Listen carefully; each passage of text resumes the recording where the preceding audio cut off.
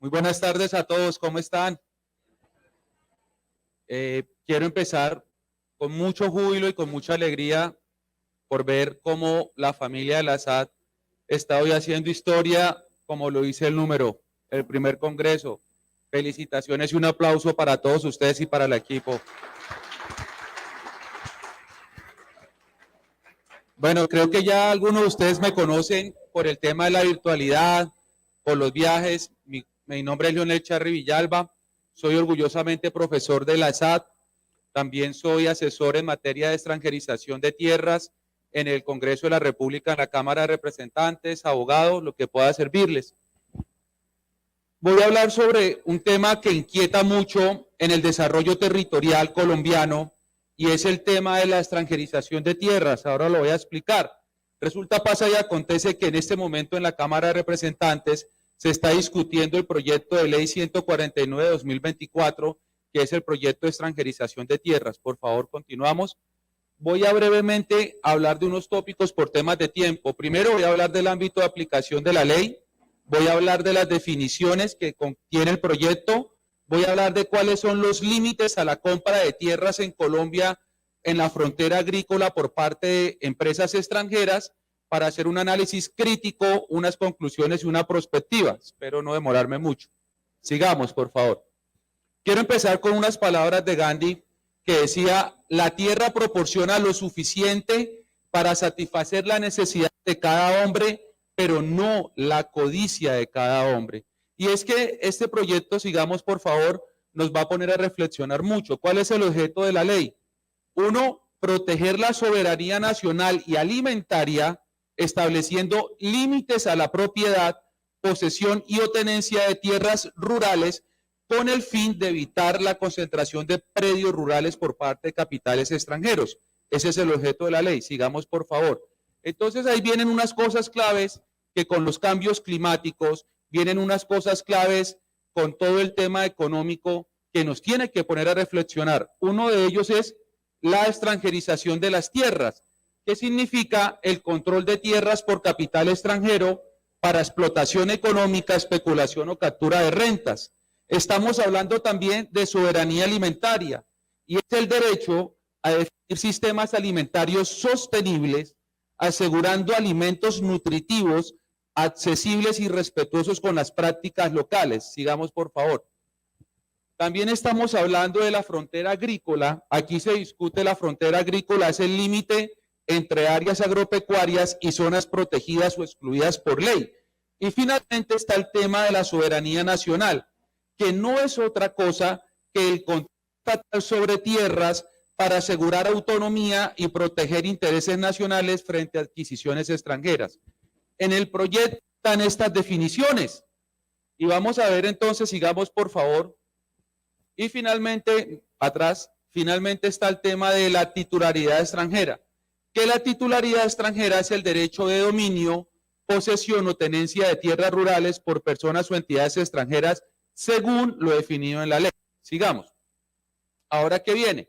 Quiero que pongamos mucho cuidado al artículo 3º, que es lo que más me interesa mostrar acá. ¿Qué pasa con ese artículo 3º? Antes de hablar del artículo 3º del proyecto de ley, debo agregar que Colombia ha tenido más de 6 iniciativas legislativas entre actos legislativos y proyectos de ley que han intentado controlar o que han intentado regular la compra de tierras fértiles por parte de capital extranjero, y no ha sido posible. Esta ya sería el 7º intento. Dice el artículo 3º límites a la propiedad, y vamos a ver qué es lo que están proponiendo el proyecto de ley. A la propiedad, posesión o tenencia sobre predios rurales por parte de extranjeros.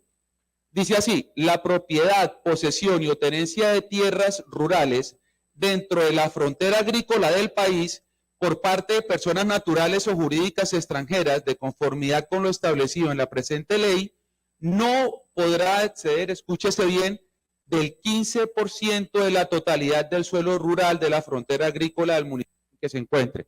Entonces, se está pensando en limitar hasta el 15% de la compra de tierras por parte de capital extranjero en los municipios, especialmente en los municipios donde hay tierras que son aptas para el desarrollo agrícola. Sigamos, por favor.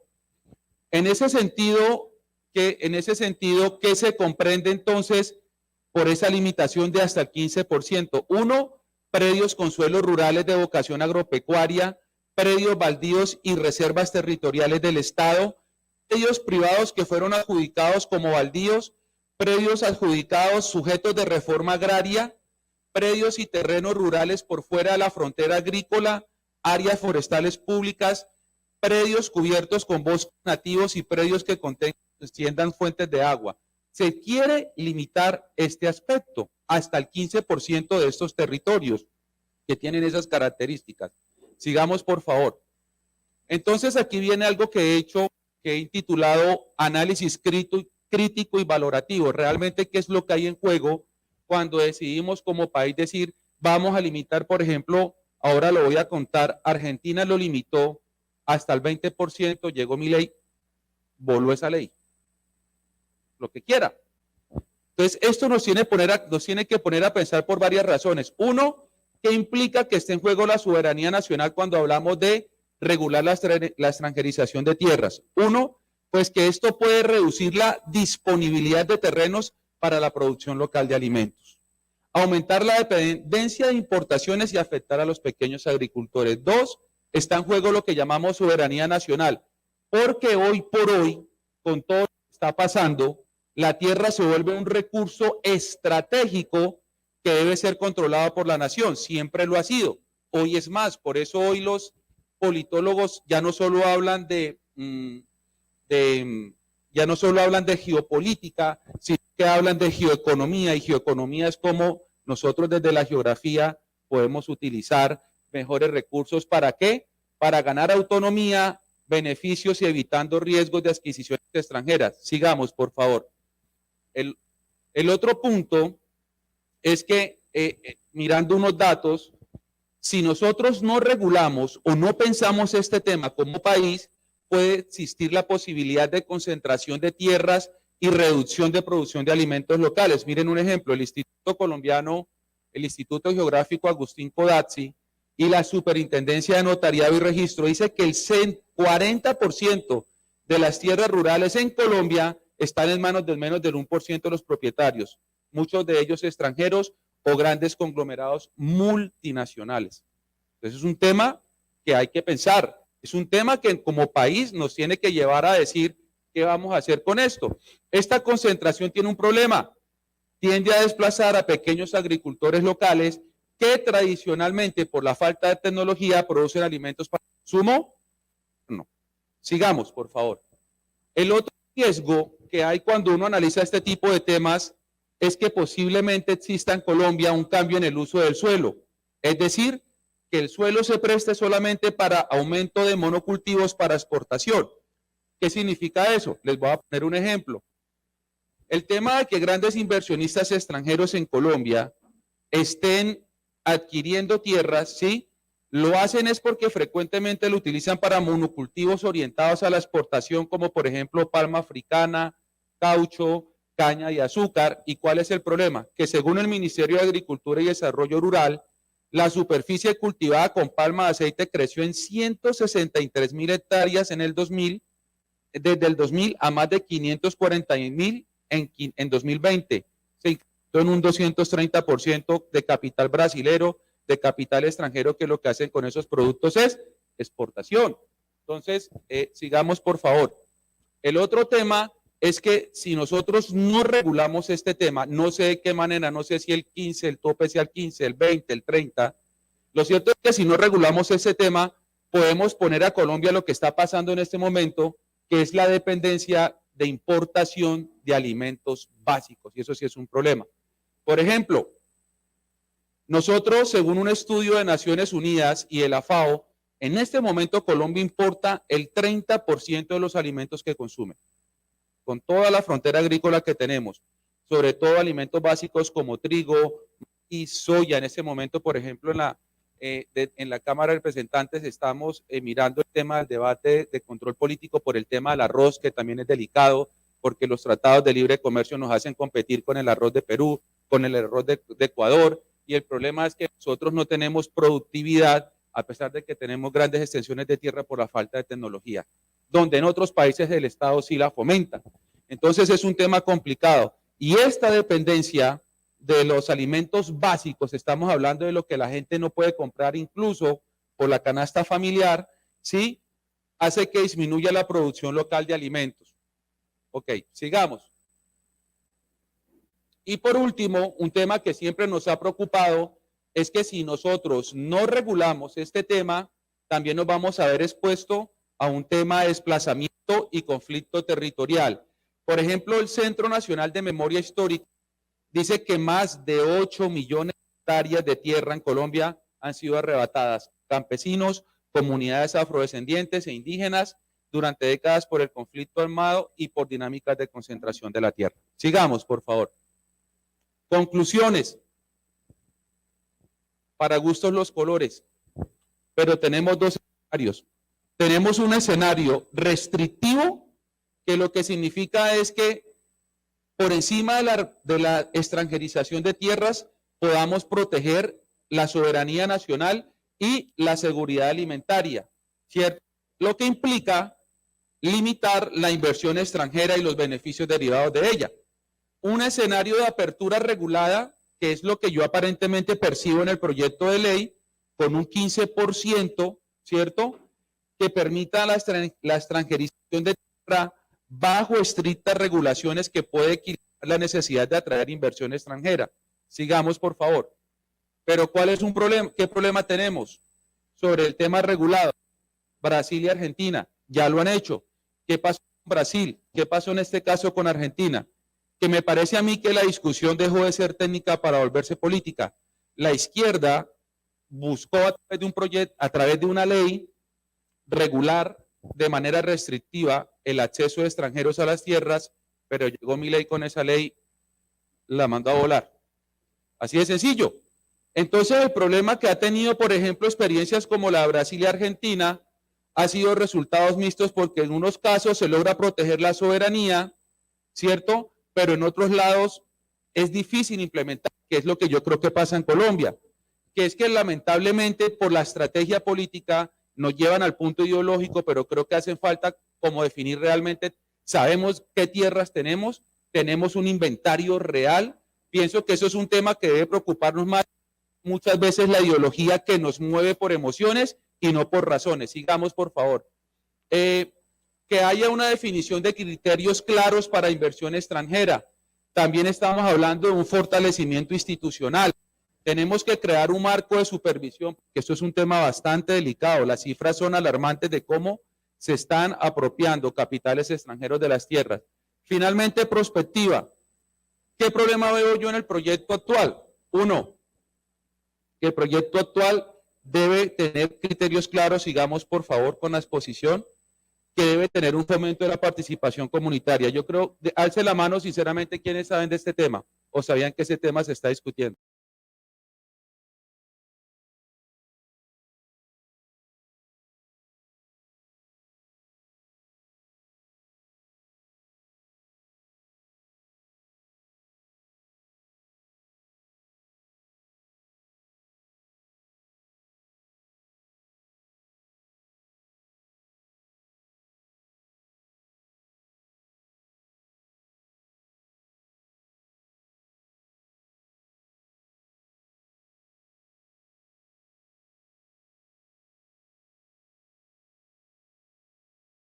Consérvese usted para las preguntas. Consérvese mejor. Sí. ¿Cómo pude? Por lo menos, Zanoni, muchas gracias. Me sorprendo de mi ignorancia, porque realmente un tema tan, no diría que básico, ¿no? Tengo una pregunta. ¿Existe en ese proyecto de ley algo relacionado con la explotación minera? Esa frase de Gandhi que dice, la tierra nos da lo necesario para vivir, pero no puede satisfacer a los ambiciosos. La tierra no solamente ofrece productos que veo que como si fuera solamente hacia la producción alimentaria. ¿Qué pasa con la explotación minera? ¿Hay algún tipo de restricción también allí? Ahí, muy buena pregunta. Lo que pasa es que, digamos que teniendo en cuenta la organización de la rama ejecutiva, los temas los están trabajando aparte. Es decir, por un lado están trabajando el tema de la energía, donde también hay tema de extranjería, cómo no, y también ahí va avanzado el Ministerio de Medio Ambiente, pero en este caso nos estamos centrando en el desarrollo agrícola por parte del Ministerio de Agricultura. Es básicamente eso. Y lo triste en este caso es que han habido 6 intentos entre actos legislativos y leyes y no se ha podido regular. Buenas tardes. Pues un tema Gracias. muy interesante y sobre todo muy preocupante, ¿no? Realmente no tenía ni idea de este tema, pero los perjudicados vamos a ser muchos, los pequeños agricultores, ya que sabemos que en los planes de desarrollo municipales, siendo sectores primarios, no hay un apoyo económico para las dependencias, digamos, agricultores. ¿Y eso qué va a hacer? ¿Qué va a pasar? Las tierras van a elevarse de precio. Las personas, digamos, los pequeños, los minotarios van a ser desplazados. O va a crear más desplazamiento y más pobreza para Colombia. O sea, es realmente preocupante lo que usted acaba de mencionar. La elevación de precios de los terrenos va a ser algo que va a desplazar a mucha gente y realmente me parece que esto realmente debe parar en este momento antes de que sea tarde. Sí, a ver, muy bueno tu aporte. A ver, mire, yo te pongo algo que está en el ambiente, por ejemplo, conozco el sector del arroz. El tema, por ejemplo, en Colombia, con los TLC, donde ya llevamos más de 15 años de implementados, a día de hoy casi el arancel que se le impone al arroz que entra a Colombia es de un pírrico 20-15%, porque se ha venido desgravando. ¿Qué problema tiene eso? Ya es una cuestión ideológica. Si tú eres neoliberal o eres de un Estado benefactor, lo cierto del caso es que el Estado tiene unas responsabilidades en inversiones y tecnología. Resulta que nosotros tenemos un arroz, pero hay un problema. No tenemos ni la tecnología, no tenemos el almacenamiento, entonces no vamos a poder competir con todo el dinero que invierte, por ejemplo, Estados Unidos en la producción de arroz, que ni siquiera Estados Unidos es un fuerte, los fuertes son los países asiáticos. Allá es donde está la fortaleza, China, ellos. Y eso es un problema, lo que yo dije en prospectiva, mire, ¿por qué no la SAT?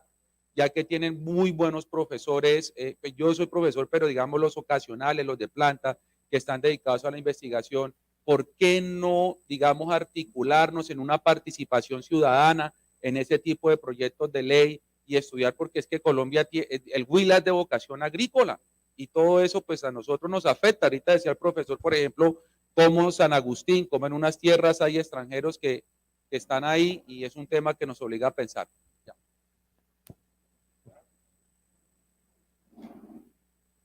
Bueno, concretamos un minuto porque tenemos y ya estamos. Otro tema que se me olvidó es la importancia de las zonas desérticas que se van a crear con el caucho y con las palmas de aceite. Lo mismo que está sucediendo con el aguacate hoy en día aquí en Colombia, que no le estamos poniendo cuidado y es preocupante lo que está pasando. Gracias. Mire, yo hago una pregunta en si dentro del proyecto está frente a la política pública del sector agropecuario, ¿cierto? Porque ahí hablamos restringir la compra de tierras fértiles, puede ser productivas el 15%, habla del proyecto, ¿cierto? De las empresas. O sea, que no se le permite en la Sí. frontera agrícola adquirir más de un 15%. Más de un por 15%, municipio. ¿cierto? Pero nosotros, los campesinos y todos los que vivimos del campo, somos del sector agropecuario, uno ve que también falta, y ahí nos dice, por la seguridad alimentaria, y eso me parece importantísimo. Pero miren, nos vamos nosotros a Garzón. Allá se nos arrebataron cualquier cantidad de tierras y desplazaron cualquier cantidad de campesinos. O sea, una cosa decimos en este proyecto, me parece tan importante que esté discutiendo en el Congreso de la República, pero otra cosa hacemos desde el gobierno nacional. Vuelvo y le pongo el ejemplo de lo que vimos nosotros, los garzoneños, allá. Y la política pública del sector agropecuario no existe ni la vemos por ningún lado. Los campesinos seguimos volteando, y lo digo porque soy productor de café y plátano, porque seguimos mirando si podemos, nosotros mismos hacemos análisis de suelo, pero vemos al vecino aplica tal fertilizante, apliquemos el mismo en nuestro terreno cuando son diferentes los terrenos, y los campesinos viven aplicando y perdiendo, digamos, plata en de abonar, en la parte de agroquímicos, se está perdiendo los recursos porque no hacen unos análisis, y yo quisiera que en ese proyecto existiera, porque el sector agropecuario siempre ha sido olvidado, lo nombramos mucho, pero en los mismos presupuestos, en las mismas políticas públicas, son rezagados, son olvidados, y son los que de una u otra manera le dan la importancia a este país, y lo dio en la pandemia, que fue conocido para todos. Muchas gracias. No, mira que sí, mira, muy corto. Una de las críticas que yo le haría, digamos, al proyecto de ley es que más allá de definir el porcentaje que pareciera que obedece de pronto a razones ideológicas, valdría la pena desde el punto de vista técnico definir qué lineamientos vamos a tener para hablar de soberanía alimentaria, qué política agropecuaria verdaderamente va a tener sinergia para poder regular el tema. No es solamente regularlo porque soy, un ejemplo, porque soy de izquierda, o desregularlo porque soy de derecha, sino que lo regulo o no lo regulo con base a muchas veces tecnicismo que hace falta en el mismo Estado colombiano. Gracias, profesor. Me parece un tema demasiado, digamos, interesante, porque al fin de cuentas estamos hablando de la producción agropecuaria y la seguridad alimentaria nacional. Anteriormente existía el INCODER, esa entidad cuando desapareció, pues se crearon la Agencia Nacional de Tierras y la Agencia de Desarrollo Rural. Con respecto al tema y teniendo en cuenta la falta de seguridad jurídica en el tema de los títulos de propiedad y de la tenencia de los campesinos, no sé si de pronto el proyecto podría contemplar algún mecanismo de seguridad jurídica para aquellos predios de poseedores, para que precisamente la situación de los pequeños productores se puedan formalizar, y con respecto de garantizar y proteger que esos capitales extranjeros no se queden con las grandes extensiones de tierra, proteger al pequeño productor, si el proyecto de ley también está contemplando de alguna otra manera el tema de los baldíos, porque hoy por hoy muchos campesinos no tienen seguridad jurídica en sus predios. Entonces, el tema de los baldíos, ¿cómo lo consideraría por el tema de que de pronto por grandes agentes económicos hagan algún tipo de negocios con algún gobierno, ¿cierto? Y de pronto se pueda estar, discúlpenme la expresión, algún vuelto de tierras? Gracias. El proyecto no lo contempla, realmente son 13 artículos que solamente se limitan al tema de las titulaciones de capital extranjero. Valdría la pena lo que yo decía, ¿por qué no mirar en un componente mucho más robusto del proyecto? Y yo creo que ahí falta mucha participación comunitaria, por eso dejé, digamos, ahí está el proyecto, en la página de internet aparece todo, chévere poder investigar esos temas, vale la pena. Me alegra que se haya traído este tema y el proyecto en particular. Perdón. Pero sí quisiera decirle a todos los presentes que este tema hay que mirarlo con mucho cuidado. Miremos los ejemplos, no solamente que porque el extranjero compró cantidades de tierra y entonces, no, miremos el trabajo que están haciendo, por ejemplo, los melonitas en el Meta, todo lo que produce, todo 100.000 toneladas de soya, por ejemplo, lo que pagan impuestos, etcétera.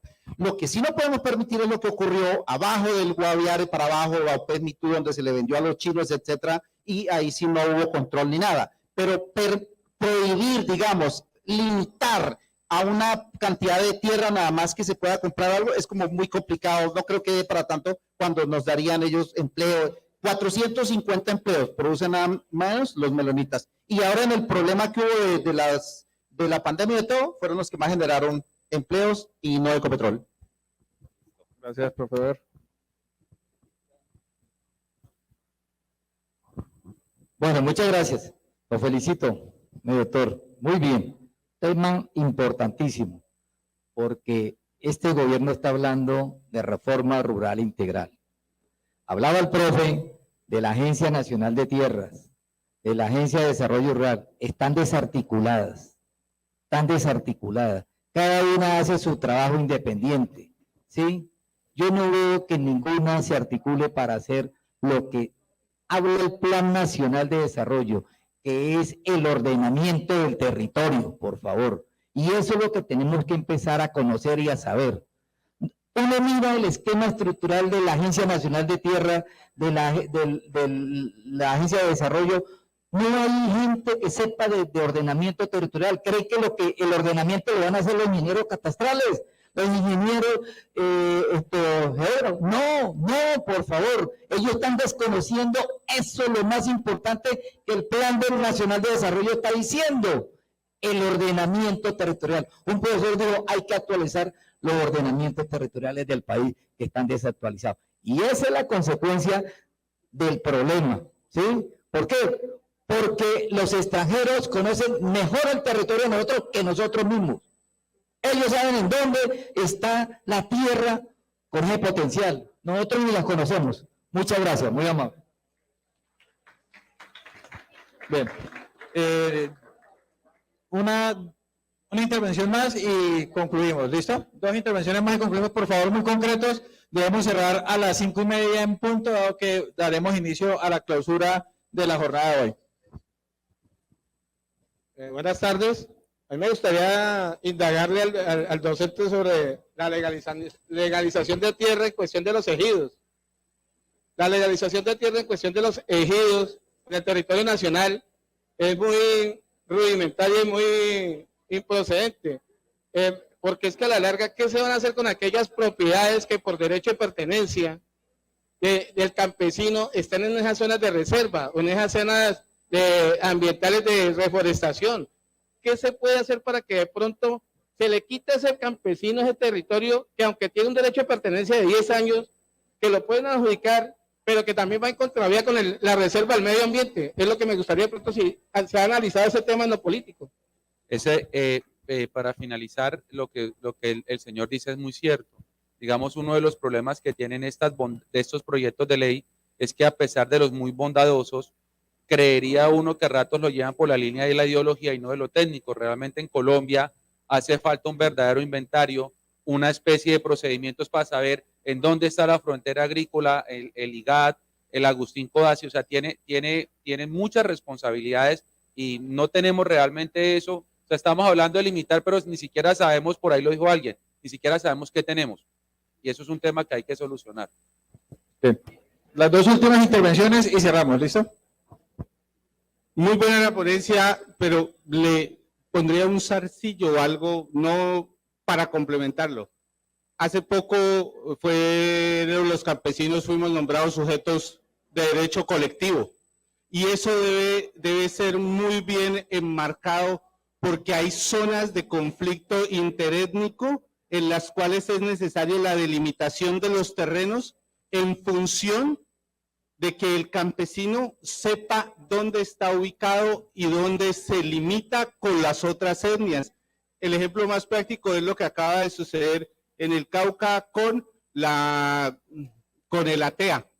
Ahí va a haber un conflicto mucho más grande, porque más allá de que existan las leyes, es cómo esas leyes se entienden, y si el campesino siquiera entiende qué es una política pública, si el campesino entiende qué es ser sujeto de derecho colectivo y cómo eso lo puede dinamizar y catapultar a través de la gestión pública y de la administración del territorio, que es la administración de lo público, en función de la consecución de una estabilidad, autonomía en todos los aspectos. Gracias. Digamos, muy bien, de pronto para hacerte una precisión y una cuña para las personas que se dedican al agro. Se le dice no sujeto de derechos colectivos, sino sujetos de protección constitucional reforzada. Digamos, al campesino se le acaba de incluir en la Constitución, después del artículo 58, como un sujeto de protección constitucional reforzada, como lo tienen los menores. Eso que ha obligado, por ejemplo, hace poco en el Congreso se acaba de aprobar leyes, por ejemplo, como el tema de la mujer rural. Por ejemplo, hace poco se discutió y se aprobó, así como hay cupos especiales, por ejemplo, para los damnificados por el tema de la violencia, también para las personas que están en el campo, porque al hacer un sujeto de protección constitucional reforzada, ¿eso qué implica? Que uno reconoce que ancestralmente, históricamente, han sido personas que no están al mismo nivel de la sociedad, y hay que traerlos en lo que llamamos los constitucionalistas, igualdad no formal, sino material, el trato desigual para desiguales, para que vengan a la igualdad. Gracias. Si me permiten hacer dos recomendaciones importantes y una claridad que tengo el deber de hacerla en este espacio respecto al tema, y es, lo primero que debemos comprender es que nosotros no tenemos en Colombia una institucionalidad que se haya pensado, ni se haya adaptado, ni lo haya querido hacer para dar un proceso de democratización de la tierra o de reforma rural. Por eso los problemas que hay de titulación, porque no hay jueces agrarios, la alta concentración de la tierra, porque no hay el interés de desconcentrarla, y eso sí nos tiene que quedar muy claro para que no, digamos, no le pidamos peras al olmo. Eso es lo primero. Lo segundo es que tenemos que informarnos mejor, porque si nosotros carecemos de la información, nos vamos a quedar por fuera de todo, como siempre Huila se queda por fuera de todo. Hay una reforma rural integral que gracias al Acuerdo de La Habana se está desarrollando a paso lento hace 7 años, pero hace 2 años a paso más rápido. El Tribunal Agrario está a punto de cocinarse. 1. 2. Existen las zonas de reserva campesina para que los campesinos puedan ser ese sujeto especial constitucional, pero en el Huila no hay ninguna zona de reserva campesina. 3. Existe el catastro multipropósito que mañana el Agustín Codazzi estará acá. Yo creo que va a ser un tema súper interesante que no nos podemos perder.